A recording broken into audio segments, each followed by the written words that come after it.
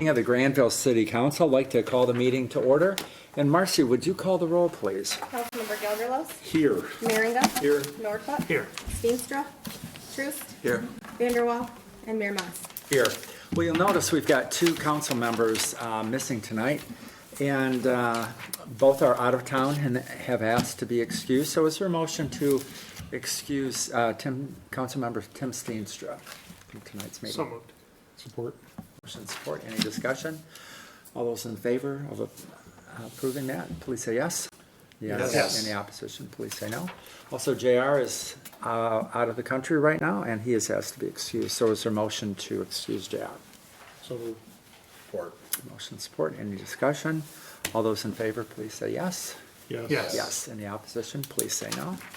Well, tonight for the invocation, Councilmember Justin Nordhook will be giving the invocation. So for those of you who wish, I'd invite you to stand, and we're going to follow that invocation with the Pledge of Allegiance. All right, let's pray.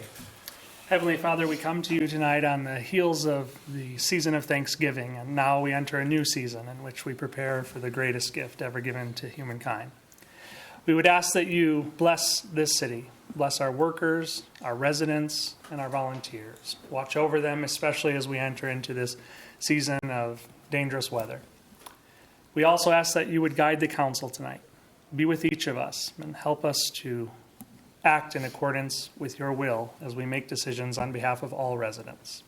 We pray this in all things. In Jesus' name, amen. Amen. I pledge allegiance to the flag of the United States of America and to the republic for which it stands, one nation, under God, indivisible, with liberty and justice for all. Justin, thank you very much for giving the invocation on very short notice. That's all right, one minute. Thank you. Appreciate that. You have before you the agenda for tonight's meeting. Is there a motion to approve the agenda? So moved. Support. Motion support. Any discussion? All those in favor, please say yes. Yes. Yes. Any opposition, please say no. Great, thank you. We also have the minutes from our last meeting. November 25, right before Thanksgiving. You've had a chance to look at those. Is there a motion to approve those minutes? So moved. Motion and support. Anything anybody wants to comment on? Additions, corrections, anything like that? If not, all those in favor of approving those minutes, please say yes. Yes. Yes. Any opposition, please say no. Great. Presentation of the bills. We're used to some pretty big numbers lately, so maybe construction season is winding down a little bit. I think that is a good assessment. Yes, for the most part, a lot of our major construction projects for 2024 have been wrapped up, so we'll more than likely see some more modest amounts for the next few meetings. With that being said, I don't have a ton to note this time, but I'll specifically note two. One is an invoice to Air Vacuum Corporation in the amount of $33,238. This is in regard to an exhaust removal system for the DPW. Actually, just wanted to note this one because we have air vac exhaust removal system later on the agenda, on the consent agenda. Just want to clarify that the one in the invoices is for the purchase of the equipment. That was actually approved back on September 23rd. And what we'll talk about later on the consent agenda is in regard to the electrical work to actually install that equipment that was purchased. So those are two separate things, all part of kind of one initiative, if you will. And then the second invoice I want to call your attention to is just a relatively large amount for legal fees this time to our city attorney's firm, Varnum, the amount of $38,239.02. This is a combination of several different legal bills, both regarding some ongoing tax appeals, labor, and general counsel items. I'm happy to talk with you, any of you individually, if you'd want to get a little bit more into that. But for this meeting, I just want to at least call that out to all of you. Those are the only comments I have, but I'm happy to answer any questions. Questions for Griffin about any of the bills? If not, is there a motion to approve the bills tonight in the amount of $208,018.23? I do have a question. Sure, I'm sorry. I'm sorry, I'm daydreaming over here. I just had a quick question on the live scan fingerprint equipment purchase and on the purchase order request. Sorry, I've had laryngitis, so I'm not real loud here. It's in the budget, but then it says the amount budgeted and it just says no. And I'm just wondering, is that all in this year? Is part of that have to be rebudgeted for next year? And what the budget amount was where it says amount budgeted, no. Yeah, and it was like, I looked just kind of through our list here, it was like 101, kind of administrative, executive, 301, and then like 978. Just wondering, where is that, or what is that fund? That's the narcotics fund, Okay, and there's, I thought there was it just says no. it got missed. But it's within the budgeted amount. Oh, okay. So it's all with this year, but there was some, I mean, we're gonna have to pay some upgrades and, There's one. Support there's yet, one- right? There's just one piece that is the support, and it was a 2-year purchase for the support plan. So one is for the actual equipment, and then the other little piece is for software maintenance. and is this what we used to call drug forfeiture funds? Yeah, okay. All right, thank you. We still call it drug. Okay. Thanks. Back to you. Let's see, did we have, Marcy, did we have a motion in support? No. No. All right, is there a motion to approve the bills in the amount of $208,018.23? So moved. Motion Support. and support. Any other comments, questions? Not. Marcy, would you call the roll, please? Councilmember Merringa, Yes. Norhuck, Yes. Truce, Yes. Gelderlos, Yes. and Mayor Mas. Yes. Okay, time for public comment. Anybody here like to address the council, please come on up to the podium, give us your name, address, and tell us what you're thinking about tonight.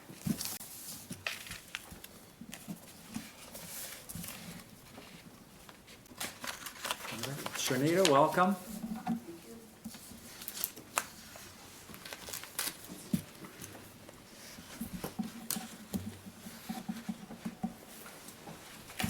My name is Shernita Dean, Miss Dean. I live at 3423 31st Street, Southwest, Grandville, Michigan. I've been here since 1968. And since I've been here, I've had problems. And I was here last year for one of these meetings, and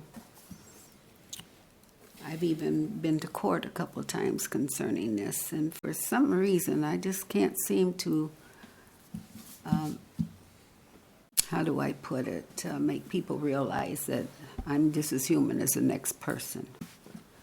I paid for my place, and I went through what the claims court, the first one with the magistrate, and I went to the second court with Judge Christensen. Got a letter to go because individual didn't show up for the court for the judge. He said he was out of town. And I tried to say something. He told me he wouldn't listen to me. I drove by the guy's house later. He was home, but he got away with it. So I'm here today because I am tired. I've been here. I'm 82 now.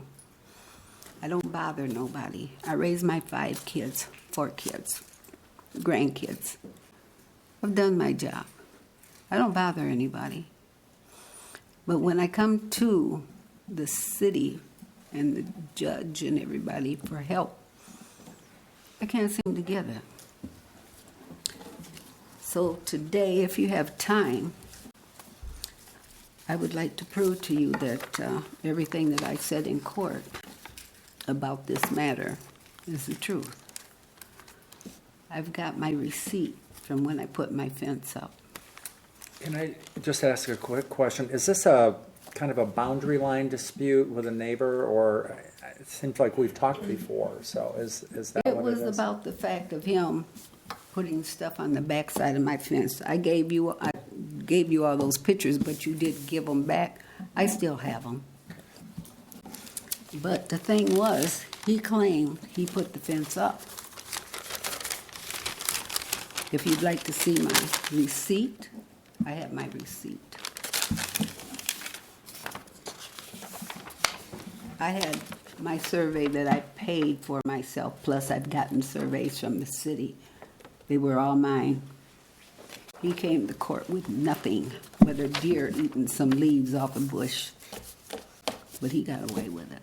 Now, I'm here tonight because I feel I have a voice like everybody else. And if it was me, I wouldn't get away with it. But he's gotten away with it. I can't do it anymore.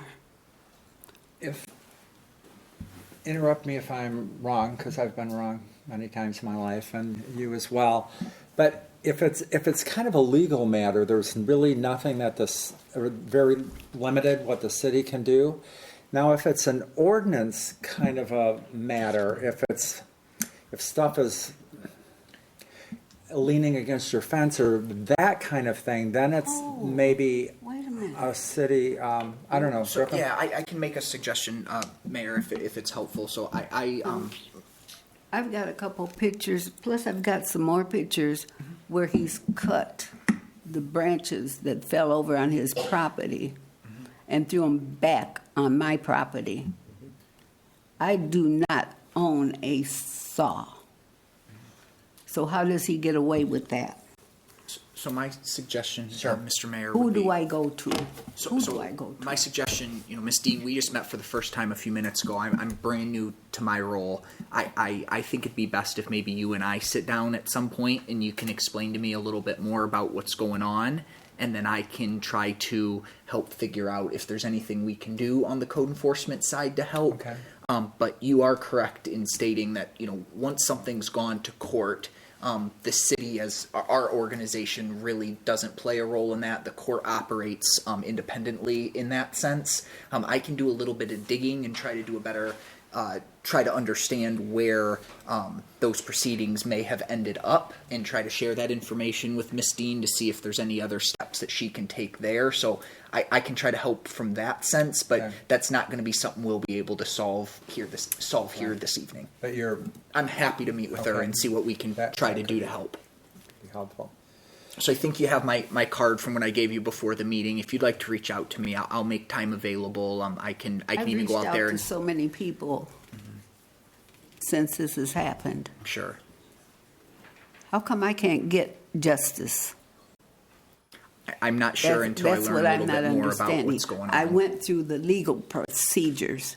I went to small claims. I went to the regular judge. I got my paperwork and everything. He had nothing, but he got away with it. I have a right to be mad. I paid for my property. And then I come here for help. I was born and raised here in Grand Rapids, okay? I went to Town Line. I graduated from Kellogg'sville. And I had heard many, many times that this city, Grandville, they're racist over here. And I found that out. Now, I don't have to lie about a thing. I don't lie. I belong to the church. I've been saved over 40 years. I come to you people for help, and I can't get it. What do I do? David, is there anything you want to add? Sure, I do. I think that, the city's ability to help is where there is an ordinance violation. And so what I heard the city manager say was that we're happy to look at this and see if there is an ordinance violation, and if there is, obviously that can be referred to ordinance enforcement, and there's direct action the city can take. If not, I have some ideas I'll share with Griffin that might be helpful for you in terms of how to individually address that. But I think we need to dig into this and see what information there is here to figure out what the facts are, how the city can help. And if the city can't help, I have some other thoughts that might be helpful. That's helpful. I can't find an attorney. Well, and I have some thoughts on that, and I'm gonna pass that along to Griffin. We have some folks that we can refer you to that might be able to help. I'm just, not to cut you off, Yeah. but I've done all I can do. I don't have a pocket full of this. Yeah, well, and that's, I am just making it. yes, Miss Dean, that's what I'm gonna talk to Griffin about. We have some folks we work with at Grand Rapids Legal Aid. They're very good, and they work for free. So I'm gonna see if there's a possible referral we can make there. Grand Rapids Legal Aid, I've even tried to call them and they ain't called me back. Okay, Maybe well, we can I help with go, that. I go to Home Repair Services and they came out to fix my plumbing, couple of my faucets. You know, they're leaking again, and I got a basket in my basement sitting up so high. I went down and checked it today. It's a little over half full from leakage. I think you'll find that Griffin will have a listening ear, so hopefully you guys can make some progress on it. I hope so. So, All I can do is pray. okay. Absolutely. Thank But you. I got a God that's been helping me, and I'm not going to give up because I pay my taxes like everybody else. I'm not behind in them. I've done everything I can do. I have neighbors across the street. Place looks like a junkyard, but don't nobody say nothing about that. And that's something you can talk to If Griffin I about. was doing that, they'd have done come after me already. What's going on? Why can't I get help? Well, thanks for sharing with us, and come Yeah, see. I got Please more. follow. Please follow. You've got his I'd be card? happy to talk. I Yes. got more to show you too, because Okay. the pictures that I gave the mayor Fantastic. showed a lot of stuff, but did anybody help me with that? No. We'll see what we can do. Thank you for being here. Thank you. Thank you. Anybody else like to address the council? Just come on up to the podium, name and address, and tell us what you're thinking about.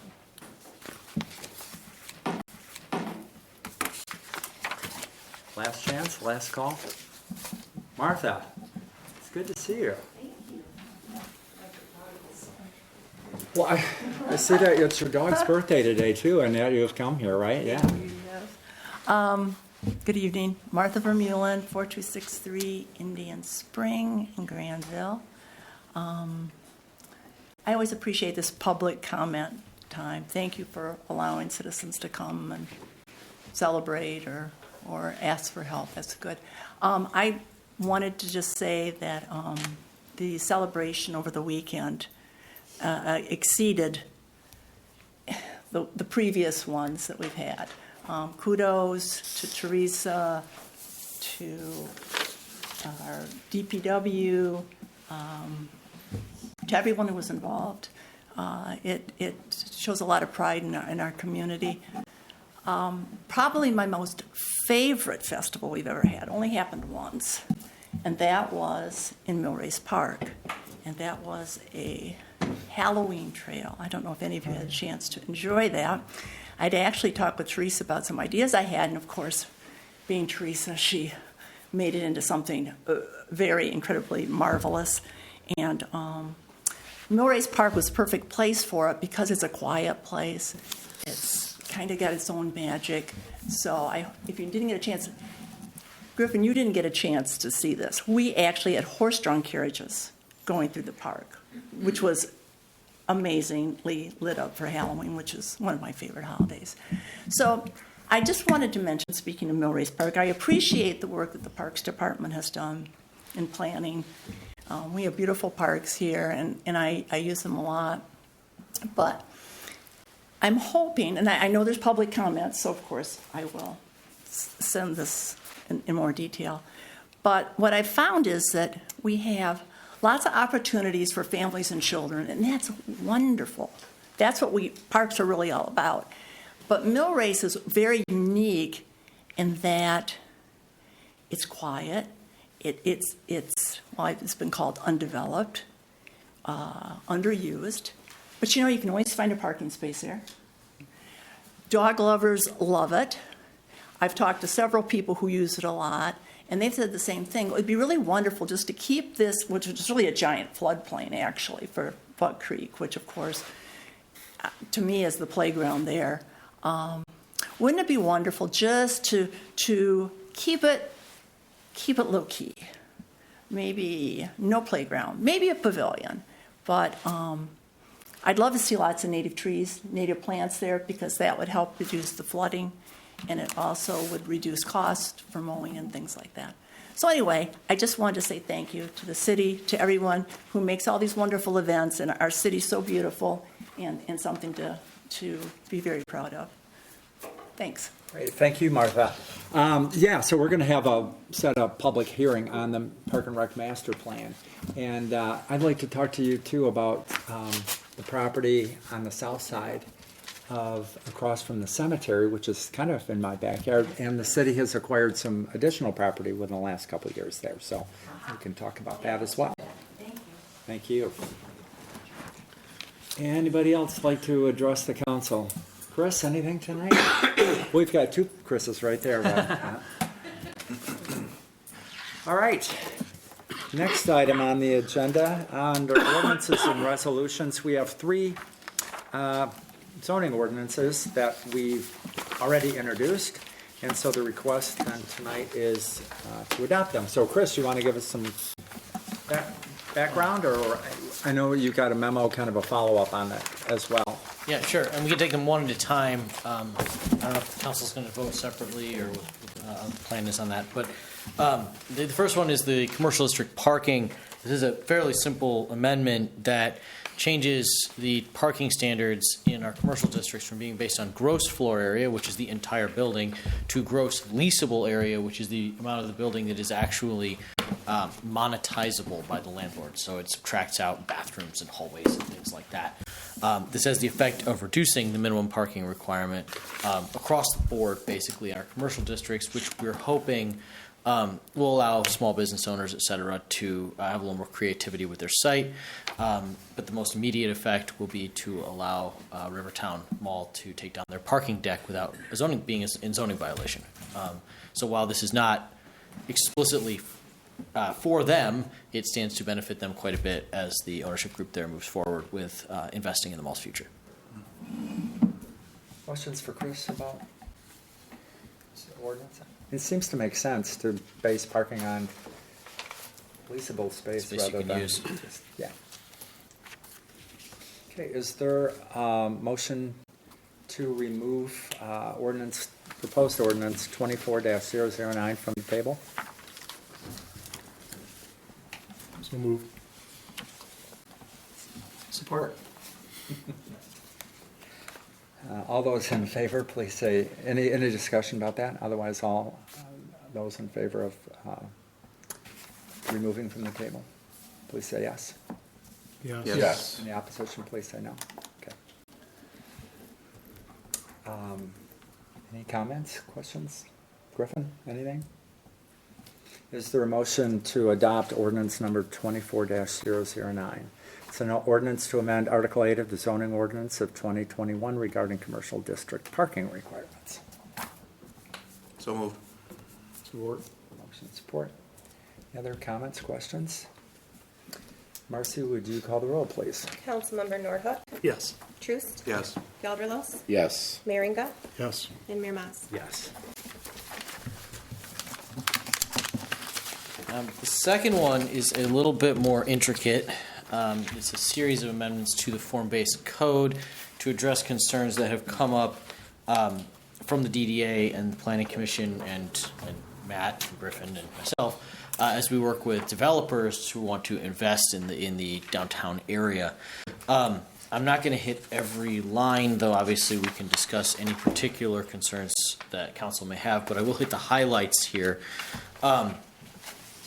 The one of the big ones is taking the dimensional standards, which in a conventional zoning ordinance and even many form-based codes are based on your district, right? Your setbacks, your building height, they're based on the zoning district you're in. In your current form-based code, they're based on the type of building you want to build. And that has led to some circular conversations with developers where they ask, how many stories can I build? And I say, what kind of building are they building? And they say, how many stories can I build? So this gives that, consolidates that into a much easier to understand chart. For the most part, actually, the numbers in this chart would be the setback and height requirements for most buildings in the district already. It's not actually a lot of substantive change. Though I will bring attention to our central business district zone, where the Planning Commission has recommended a footnote that would give them the possibility of allowing an up to 6-story building with design review and some specific requirements. It's not a by right thing. It would have to be approved specifically by the Planning Commission. Another key highlight here, similar to what we just talked about with commercial districts, we would be reducing parking requirements, though not to zero, except for residential units that are right downtown. Excuse me, not residential units, commercial businesses that are right downtown. Sorry. Those businesses are the ones that primarily benefit from the public parking right now, and they also physically do not have space. So your Chicago Drive businesses in the core downtown would not have parking requirements, and everyone else would see their parking requirements reduced, but not to zero. Another change is some reform of the deviations and waivers system, which right now is a little bit complex, since some people to the ZBA, since us Planning Commission to make some changes. We've simplified that down to the Planning Commission really only has waiver authority on parking and landscaping issues. Everything else has to go to the ZBA. And then the final thing, which is aimed at allowing existing building and business owners to invest. And I'll get in a little more detail here because I know you guys had some questions previously. Because the form-based code has very high standards for what we want our buildings downtown to be, and rightly so, because that's our vision for our future, most of the buildings that existed before this was originally adopted in 2009 are not in compliance or really anywhere close. And that's usually okay because we have a concept in zoning, and you're probably all aware of this, but I'll give a little 101 here called legally nonconforming, right? Which is something that existed prior to the zoning ordinance being adopted, and therefore is considered legal even though it may not meet the requirements. Now, that doesn't mean you don't have restrictions. If you fall into that category, you are not allowed to expand your building in a way that makes it more non-compliant, which is to say, if the setback requirement is 10 feet and your wall is at 8 feet, you are not allowed to reduce it to 5 feet, but you are not required to increase it to 10 feet, right? So you leave it at 8 feet, you can invest in your building otherwise, and it's not a problem. Where we come into a problem is in the form-based code, which establishes not just maximum setbacks, not just minimum setbacks, but also maximum setbacks. So you may have, your setback may be at 8 feet, and the form-based code may say, you are not allowed to be set back more than 5. Well, what are you supposed to do if you want to invest in your building? And under the current code, you're supposed to move that wall 3 feet. So you're supposed to expand your building.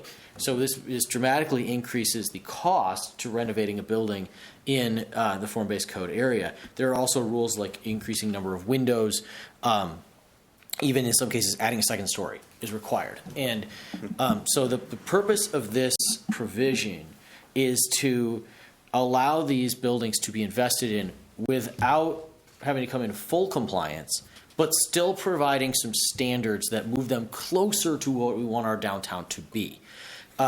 Specifically, we're looking at things like instead of requiring the building to be moved to the sidewalk, we require the provision of a walkway from the front door to the sidewalk so that there is a clear path for pedestrians. That's a much less expensive option, but still will give instead of someone who's walking down a Chicago Drive sidewalk and sees the entrance to the business they want to go in, and between them is landscaping and a parked car and some moving cars and more parked cars. Now we require a stretch sidewalk width wide to get cleared out and become sidewalk and crosswalk and something that can be safe. That's one example. Additionally, the requirement for windows and glass doors, the transparency requirement, which in most cases is 70% in the form-based code. We pull that back to 40%. That's still going to require bigger windows and that kind of thing, but not as dramatic. We also exempt existing buildings from the minimum building height requirement. No need to add a second floor. So things of that nature are all, that sort of push-pull is what that section is intended to do, to allow folks to invest, but also, give them a high standard to make sure our downtown is being improved over time. Chris, if I can summarize that Yes. in one sentence, just something that's helped me is it's kind of the concept of progress over perfection, right? Instead of requiring 100% compliance, it's let's move closer to the vision, closer to where we're trying to go, but it actually is in a much more practical way. So progress over perfection is kind of the term I keep thinking about when we talked about that section. And of course, for new construction, we continue to retain our high standards. And we've had discussions with developers who are willing to build the buildings that we want. But if the building already exists, it has become an impediment. So I can take any questions, discuss that in more detail, or anything else. If I can just make one more comment before we get to the rest of council, Mr. Mayor, it's just I want to kind of draw specific attention to Chris and his team put a nice memo together that's in your packet. I just want to kind of call that out because that's in specific response to a few questions we got from the council at the last meeting in regard to the definition of existing when it came to that new upgrades to existing article that Chris just talked about. So that memo responds to that question and really summarizes that when we went back and looked at that to make sure that the ordinance was specific when talking about existing and we weren't creating any unintentional kind of contradictions in the ordinance, that it would actually be best to provide some clarification in Article 3. So that's why you'll see a slight deviation from the version brought before you all at the last meeting. So the Article 10 part is excuse me. Yes, the Article 10 part is still the same, but we added just some slight changes to Article 3 to really support the implementation of that new upgrades to existing system that Chris talked about. Thanks, Griffin. There's subtle changes in Article 3. What they primarily do is, well, A, make sure we have the right cross-reference to the right section, but also right now it says the requirements of the form-based code shall prevail. We change that to the requirements and allowances, which is to say that the things that you're exempt from or that you're entitled to apply as well as those that are more strict. And then we also clarify the ability to enlarge your building in a non-conforming situation in the form-based code if you meet the standards in the upgrades to existing chapter. So hopefully that addresses some of the questions that were brought up a couple weeks ago at the meeting. If not, please let us know, and we're happy to discuss that some more. But that's what that memo and that Article 3 addition was in direct response to. I appreciate the explanation about upgrades to existing non-conforming buildings. That was helpful for me, and the memo was good as well. So appreciate that. Carolyn, thank you to you and the Planning Commission. I mean, it sounds like a lot of work, a lot of time went into this. Thanks to Chris for helping get all the research. Yeah, appreciate that. But yeah, the Planning Commission, a lot of deliberations on many of these points. Questions for Chris about this ordinance, proposed ordinance? Yeah, Yeah, so thanks for the memo, Chris. I think the one that had the questions about the non-conforming upgrades to existing. So I appreciate the clarification. I think that's helpful.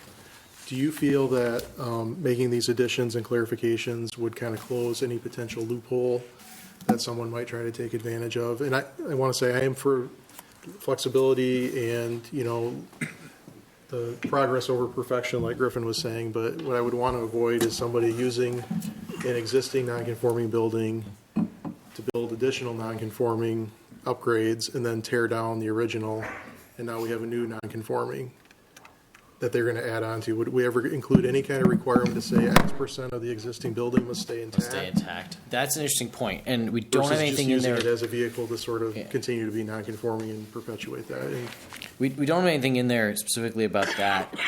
We do have a number of standards that I think would discourage that a little bit, in that every time you sort of realigned your building that way, you'd have to come back into compliance with, well, not only form-based code standards or the special standards for upgrades to existing, but everything, which is to say, okay, I've torn down my building and I've realigned my parking lot. Now that's got to completely redone. So it's possible, but I do think it would be a big headache and it wouldn't feel so much like a loophole to the person doing it. That said, I'm not opposed to having something added in here that says, so we avoid the, oh, I left one wall standing type situation, therefore I'm an existing building, therefore I don't have to comply. I think that's probably more likely than sort of a subsequent additions and demolitions type situation. So I would be comfortable with something that said 50, 70, 80% of the building has to remain in order for you to qualify. And if you tear down more than that, you have to come back into full compliance. I just would hate for this to become a headache down the road, and maybe this is just a big hypothetical, but just want it to be kind of implementable in the spirit of what it was intended for. Not to cause any more problems potentially down the road.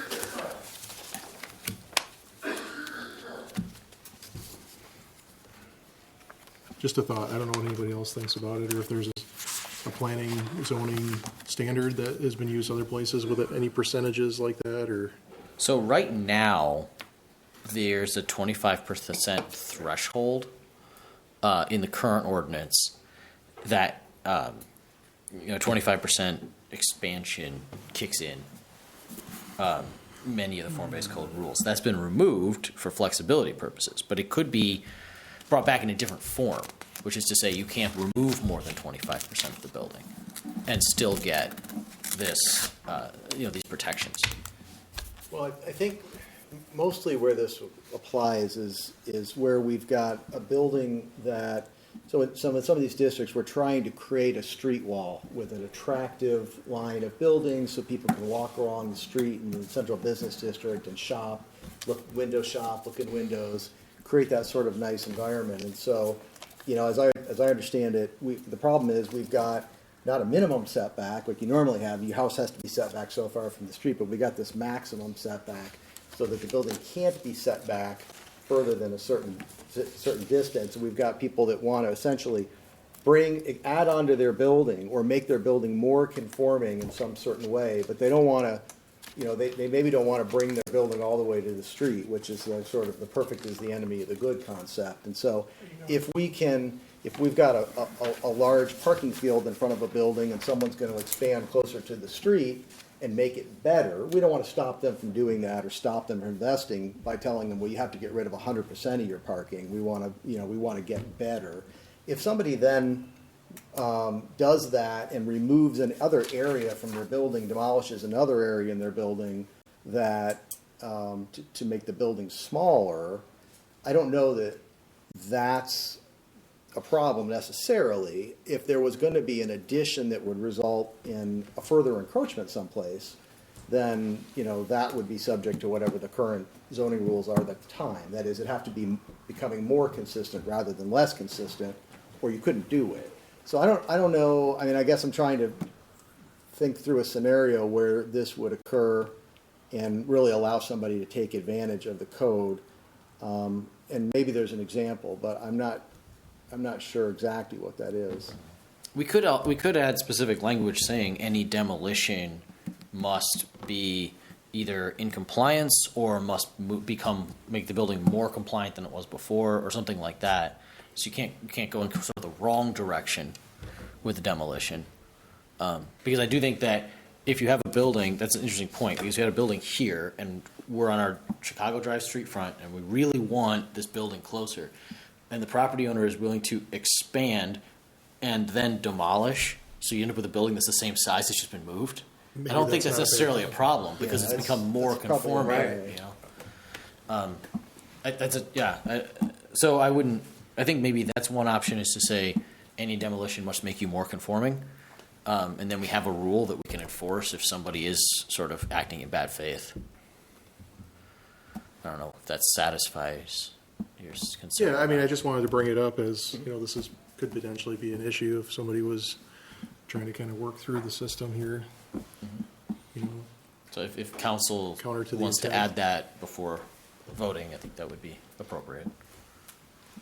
Is that something you want to just add right now somewhere, or you want to redraft it? Well, we actually have another meeting next Monday. True. So we could turn it around for that if that's what you wanted to do. It is only one sentence, and if the concept of, all demolition must either comply or make you more conforming, which isn't the exact language, but language of that nature, I think that would be simple enough to make a motion, or we could bring it back in a week. I'm comfortable with making the motion, knowing that you're going to add that in the appropriate place, personally. But I don't know how everybody else feels about that. I see some heads going up and down, so, okay. Chris, do you have an idea where that would go? Yeah, I think it would be, so that section, the section in question is 10.13B, Okay. which is upgrades to existing in our commercial mixed-use form-based districts, as opposed to C, which is in the residential. And there are 9 subsections, the last of which is a catch-all about all other applicable requirements, so I would put it at 8 and renumber. I'd put it between 8 and 9. It would be a new 9, and 9 would become 10. Did everyone follow that? I think I got it, yeah.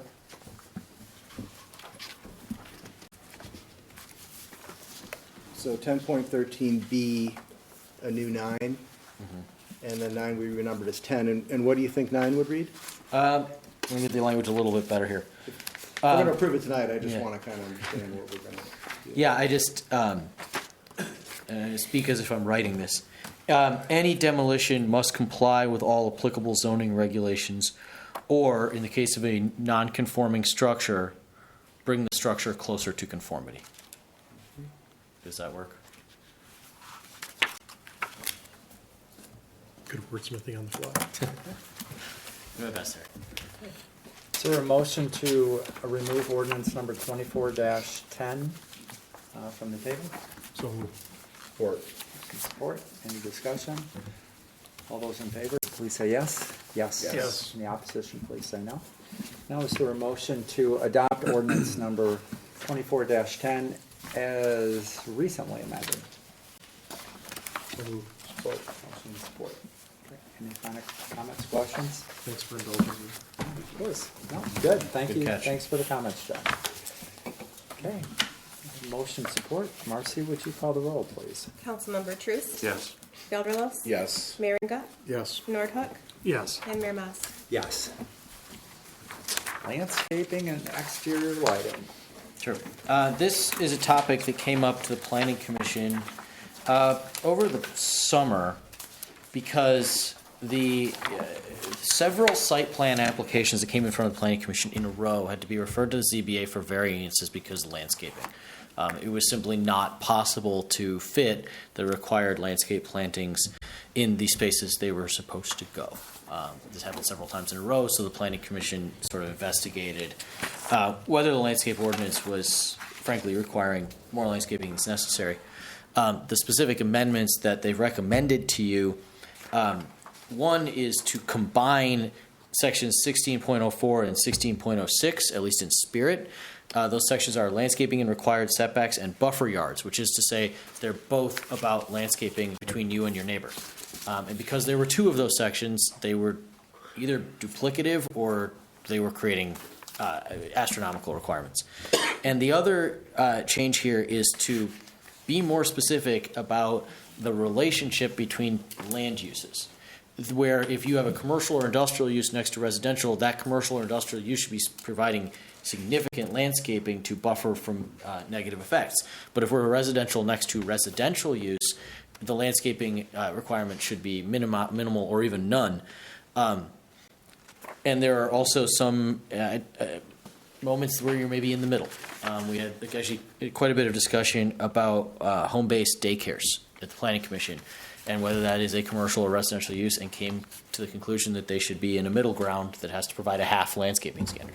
So that kind of thought that the previous ordinance was sort of catch-all, applied to everything, and didn't work in a number of situations. This ordinance we've thought through some of those situations, and hopefully this will make it a little simpler to get through the Planning Commission process. without sacrificing our tree-lined character in the city. I know we're very proud of our trees in our landscaping and our green neighborhoods. So I will point out one thing that's not changing in this amendment, which is your street tree requirement. So in the front, the street tree requirement is not changing. But along those sides and rear, where we're really just talking about neighboring use conflicts, we're trying to make this more targeted.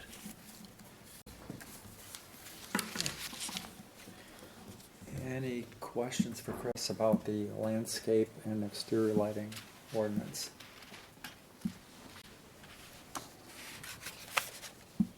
Okay, if, let's see, we'll give Councilmember Gelderlos a couple minutes here, so.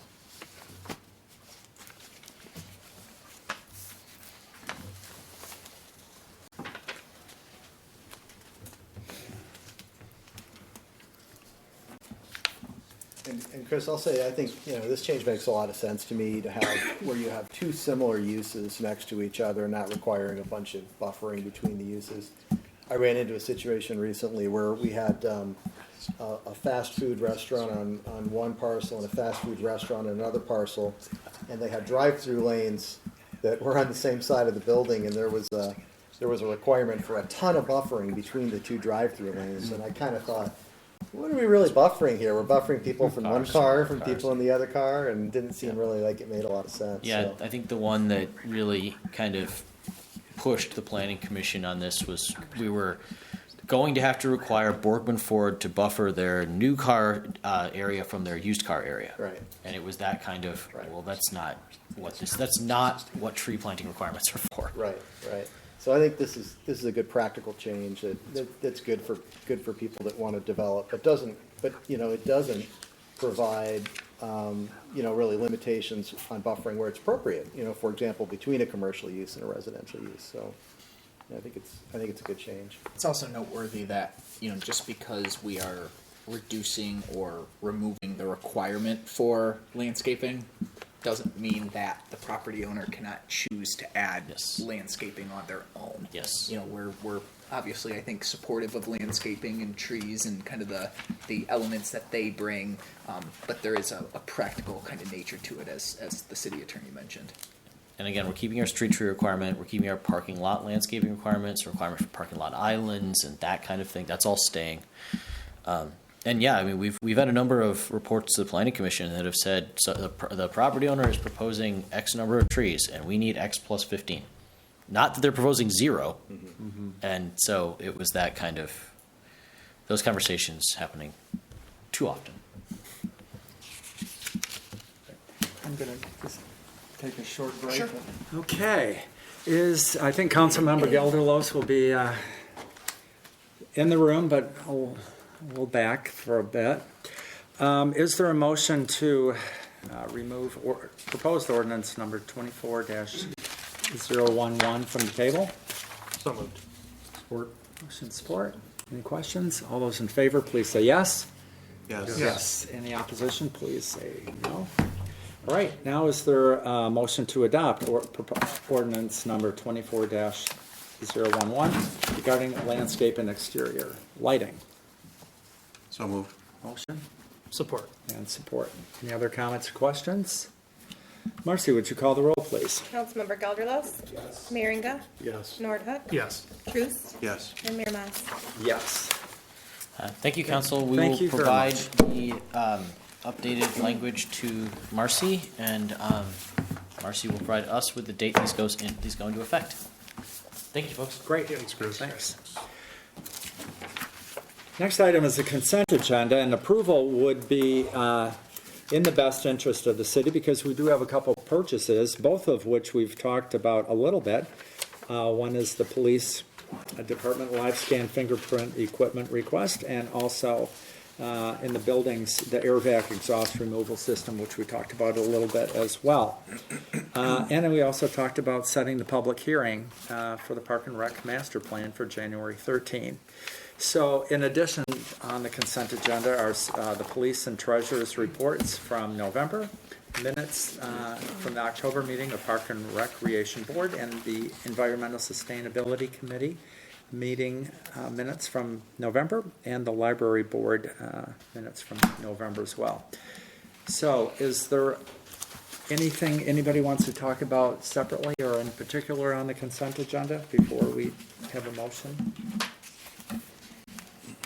Mr. Mayor, Yeah, if I can, sure. I just strongly encourage the members of the council or members of the public that if there are comments or concerns that they'd like to submit in regard to the Parks and Recreation Master Plan, please feel free and get a hold of Assistant City Manager Matt Butts, who's been leading this process. Scheduling the public hearing also initiates the required 30-day public comment period. So outside of a meeting or prior to the public hearing, that will theoretically be scheduled for January 13th. If there are comments, questions, or concerns, we'll have versions available here, and we'd appreciate any input. I'm glad you mentioned that. I was going to talk to Martha, but I think she's not in the room at the moment, so good. Thank you. Mr. Mayor? Yes. There will be a portal placed on our website tomorrow. Great. That will link people to an opportunity to provide additional. Okay, good. Thank you for making it easy to put in input. Yes, this is company that helped us with that. Right.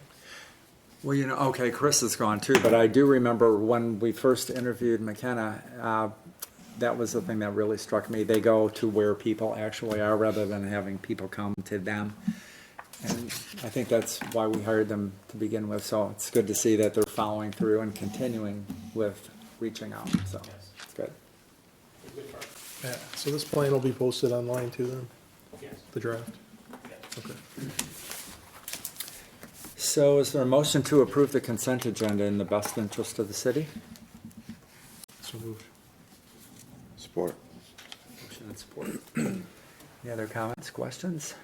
Marcy, would you call the roll, please? Councilmember Merringa, Yes. Nordhook, Yes. Troost, Yes. Gelderlos, Yes. and Mayor Mas. Yes. Okay.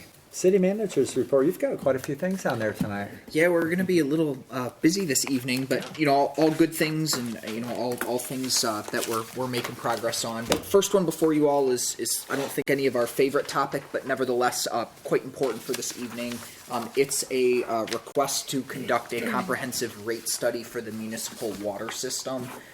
Made a few references to this in the past few memos, or the memos to you all over the past few months, but as a wholesale customer for the city of Wyoming, we're aware of some significant planned upgrades to the Wyoming water system, which ultimately will serve the customers that we have here in the city of Grandville. These upgrades obviously have a substantial cost, which will impact the wholesale water rates that the city of Grandville is charged for the water we purchase from the city of Wyoming. So to make sure that we are reflecting those increases, or able to justify our water rates to residents to support future local water projects and bond issuance, and probably most importantly, just to make sure that we have a safe and sustainable water system. It's my recommendation that we conduct a comprehensive rate study. With that, we did go out, we put an RFQ out and sought some qualifications from various qualified vendors. We sent the RFQ out to a number of entities. Ultimately, we received 3 back. That's a proposal from Plant Moran, a proposal from Benzinski, and a proposal from Raftelis. And based on the costs as well as the components of the proposals, it's our recommendation that we would move forward with Benzinski and Company. Happy to discuss that anymore. I think specifically something I'll call out about them that stood out to our team is that they are also currently assisting Georgetown Township, the city of Hudsonville, and the city of Kentwood, all doing similar assessments in regard to the similar increases coming from the city of Wyoming. So that regional experience, I think, puts them in kind of a unique position to help us right now. Questions for Griffin on that matter? This was a budgeted item, and actually, ultimately, with us only looking to go forward with the water rate study at this time, it'll likely come in under what was originally budgeted. So this is the water study only? This would be water only, yes. Oh, for $11,500? Yes, that's Okay. correct. All right. Is there a motion to enter into a contract with Benzinski and Company for water study as outlined by Griffin in the amount of $11,500? So moved. So moved. Support. And support. Any other comments, questions? All right, Marcy, would you call the roll, please? Councilmember Nordhook, Yes. Truist, Yes. Gelderlos, Merringa, Yes. and Mayor Mas. Yes. Change order, but it's going in the right direction on this one, right? Yes, so I even wanted to put on here that this is the final change order, and I sure hope it is, but I'll ask, Get a few more in that direction. I'll ask Chief May to come up if you have any comments in regard to this.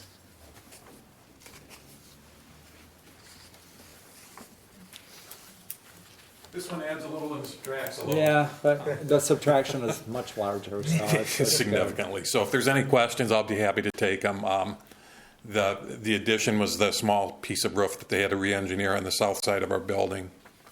That there was kind of some unexpected change in direction and velocity of the water that was coming off the roof in that area that almost floated one of our air conditioners away. So they had to reroute some of the gutters and downspouts, and that's the addition to the contract. But then there's a significant subtraction from the contract that the net gain, I don't have it in front of me, but it's a little bit over 20,000, I think. 491 savings. Yep. Yep, 20,491 in savings. There you go. Okay. Any questions for the chief about this proposed change order? If not, is there a motion to approve entering into the construction change order, I believe number 8, with Dyke House Construction? So moved. Motion and support. You guys are busy tonight with only a Small crew here. small crew. Okay, motion and support. Any other comments or questions? Marcy, would you call the roll, please? Councilmember Truist, Yes. Gelderlos, Merringa, Yes. Nordhook, Yes. and Mayor Mas. Yes. Thank you. Thank you, Chief. Next item, wall-mounted sign for the fire station. Yes, thank you. So a memo in the packet details a request to purchase a wall-mounted sign to commemorate the nearly complete renovations to the fire station. While I feel like celebrating accomplishments like this is really important, I'm also willing to throw out there, I recognize doing it in this fashion has a cost and isn't absolutely essential.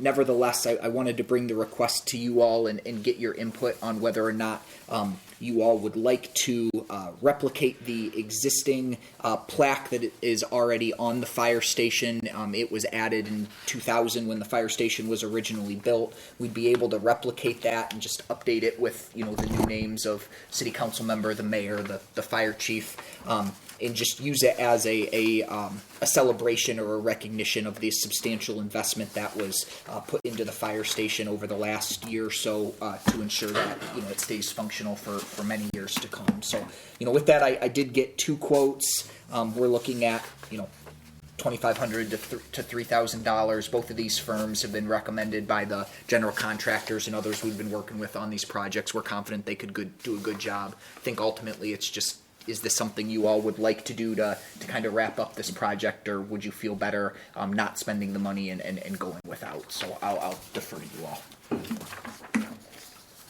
Thoughts? Randy? I apologize for the in and out. No? I've had bronchitis and I'm over it almost when that cough catches up with you. There's not much you can do. But anyway, I think it's a good idea, but I do think there might be a couple other names we also want to add. We've been involved in this project for quite some time, so other than that, we can have that conversation, but I like it. I think it's a good thing. Other thoughts? I see some nodding. Fine. Okay. You're gonna get with Griffin then on, just out of curiosity, like, okay, yeah. That month's been about this for some time. All right, good. So you guys get together and, okay. I don't know if the price goes up or not. Tell them they got to keep the price the same. Yeah, it may slightly. I mean, I guess that's a good question. I mean, you guys want to give an amount and we'll just work with that, or we'll get an updated quote and bring it back to you all? I'm fine either way. It's definitely nothing that's urgent.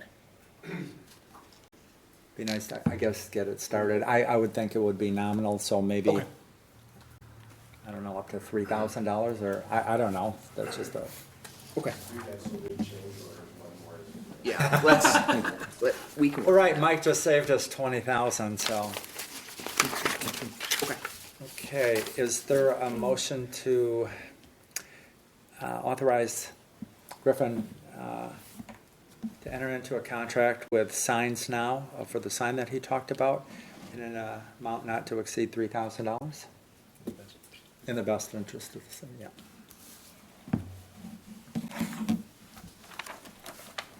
So moved. Motion Support. and support. Let's wait for Randy to make the motion. Yeah. Marcy, would you call the roll, please? Councilmember Gelderlos. Yes. Meringa. Yes. Nordhook. Yes. Truce. Yes. And Mayor Mas. Yes. Next item involves our 1958 city charter's anti-nepotism clause, but we talked a little bit, so can you tell us about that? And yeah, Yeah, happy to, Mr. Mayor. There's a proposal to hire at the son of an employee. The anti-nepotism provision in the charter says that the approval of the unanimous approval of the council is required if you are hiring certain close relatives of either an appointed or an elected officer or official of the city. And the way that I read the charter is that it applies to certain specified officials of the city that are listed in the charter. And then it also applies to those and other additional administrative officers as may be established by the council. So we did a little checking in this case, and Teresa is in fact was never made an administrator officer of the city. She in fact is employed by the DDA, and so this technically doesn't apply. I think that the intent was to, in the spirit of the ordinance, bring this to the council, make sure that it's open and there's full disclosure on the point whenever we're hiring somebody that is a close family member of a city employee. It's nice to do that, even if they're not an appointed or elected official. She does have an important job with the DDA. So I think it's good that even though the letter of the charter doesn't require it here, I think it's nice in the spirit of the charter to bring this to the council, let the council have to say. I don't think technically we're required to have unanimous approval, but that would certainly be nice. okay.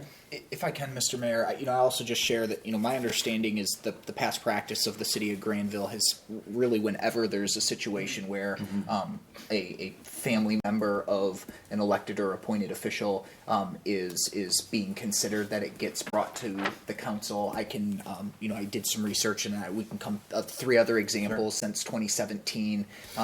In all of those situations as well, my understanding is it's been noted that, again, this probably isn't technically required, but it's a good practice nevertheless. I also would say I think probably equally as importantly is I want to ensure all of you that I did facilitate a meeting with the DPW director as well as the DDA director and our HR assistant, and we're all on the same page in terms of reporting relationships and all of those other important items, and don't anticipate any functional issues that would arise from this. So it is recommended that the city council authorize this hiring. But we're happy to answer any other questions you have. I know Charlie's here as well if there are any questions about that process. We're very fortunate this time to have a lot of really qualified candidates. So ultimately, with Levi being the selection from the DPW team, we're looking forward to having him join us. Okay. Questions for Griffin? Randy, any questions? Okay, if not, is there a motion to approve and authorize the hiring of Levi Mendering in the Department of Public Works. So moved. Motion Support. and support. Great, thank you. The support today. Any other comments or questions? Marcy, would you call the roll, please? Councilmember Merringa, Yes. Norfolk, Yes. Truce, Yes. Gelderlos, Yes. and Mayor Mas. Yes. The next item, possible letter of support. Yes, and prior to our closed session, I think this is the last one I have for you all, so thanks for hanging with me. Kind of a relatively unique request, but as you all know, Pogue Development Group, who recently purchased Rivertown Crossings Mall, is working through some various scenarios on what the redevelopment and reinvestment of that property would look like. In that, they've hired Michigan Growth Advisors, which is a consulting group in Michigan to try to help them navigate the economic development incentive landscape, as Pogue isn't originally from Michigan, and most of those programs tend to be pretty state specific. But in part of that effort, Michigan Growth Advisors, has requested that the city of Grandville consider submitting a letter of support for House Bill 6216. The sample letter they provided is included in the packet. I know I'm relatively new in my role, but traditionally, requests like this, I view these as it would be a policy decision, so it would be best to come from the city council if a letter of support is something you all would like to see. I've included a short summary of the House bill in my memo. I'd be happy to discuss it in a little more detail if that's something you all are interested in. I did get an update today from Michigan Growth Advisors that it looks like this House bill has stalled in lame duck, so it likely may not be moving here in the next few weeks. So with that, this is maybe not quite as relevant or urgent of a request, but nevertheless, it's probably a good bill for you all to be aware of. So I really don't have a strong opinion on the matter, other than I think just considering the request and putting it on the agenda hopefully shows Pogue that we're supportive of their efforts and excited to have them in town in terms of their redevelopment of Rivertown Crossings Mall. So my understanding is it's not real common for the council here to take policy positions on state legislation, but nevertheless I'll defer to you all and do what I can to try to help. Council members, thoughts? Justin. All right, well, I'm unsurprisingly against it. The reason, I have my own personal thoughts on this, the tax increment financing. It's the same area that I've opposed industrial facilities exemption, same sort of philosophy behind those. So I have some philosophical issues with the actual bill. But beyond that, as a council member, the last point that Griffin made, there's really no precedent for us to wade into legislative matters at the state level. If it was something that directly related to the business of the city, like, some rule that was coming down about elections that was going to cost us more or something like that, then I think it would be appropriate for us to do. But I don't like the idea of being selective in what bills we endorse or don't endorse when it comes to matters of economic development and economic policy. So with that, I would caution us to maybe abide by the precedent that we have already of not wading into these, even though I do think it's important, and I understand the desire to tell Pogue that, we support their redevelopment and the work that they're going to do. I think we already did that today by looking at some of our ordinances and removing some red tape and demonstrating that we have a commitment to them. So the more that we can remove those barriers and not allow us to get in the way of what they want to do, I'm all on board. But wading into legislative matters in Lansing, I'm not as comfortable, not only because I philosophically don't like this bill, but in general, just not something I'm comfortable with. So that's why I'm voting no. Other thoughts? Also. It's not going to matter one bit whether we send a letter or not. It doesn't matter to them. It just doesn't. Okay. So the only people it matters to is the developer, and it's for us to show support for them. And I'm agnostic on that, so it doesn't matter to me if we do this or not. I'm comfortable with what the city manager said at the end of his statement, that just by bringing this up, discussing it, making us aware of it. That's enough for me. We don't even need to vote, I don't think, but it's up to you guys. And I think too, by what really will help them is like the zoning or the Yes. ordinance amendments. That actually helps. So, and I guess each one of us would be free to write a letter if we want to. So, any other thoughts, Randy, Josh? Okay. So, yeah. Yeah, no action No necessary. actions, okay. I understand. So I appreciate you all considering it. Okay. Final item would be to adjourn into closed session for the purpose of discussing pending litigation, commercial tax appeals for B3 properties and Zylstra Holdings and SCG Hotel Investors Holdings and Stella Hospitality. But before we do that, let's go around for comments. Randy, sorry to put you on the spot. Any comments? It's a great festival. Yeah, it was. Yeah. Yeah. Yeah. Great. Thank you. Josh. Yeah, just a couple things. So I don't know if anybody ever tunes into the Live at the League. So the MML does I think it's a bi-weekly, every other week or so, noontime podcast, Facebook Live, streaming, discussion with their lobbying team about kind of what's going on in Lansing and what kind of issues are coming up for discussion and that sort of thing, where things are at. So they do a great job of representing us in all local communities around the state, actually. But today's was about some of the lame duck stuff that's going on. There's about, I don't know how many session days left, less than 10 left in the year. And there's obviously a changeover in leadership in the House, which interestingly enough kind of puts all of our West Michigan communities in the minority, which I think is probably the first time in a very long time that our representatives will be in the minority, whether they're Republican or Democrat, representing the Kent County area. So that may be interesting. But anyway, a couple of issues that came up that they mentioned, I would just mention briefly. Some have kind of been headed off at this point, but others they're kind of keeping an eye on. A big one has to do with the Revenue Sharing Trust Fund.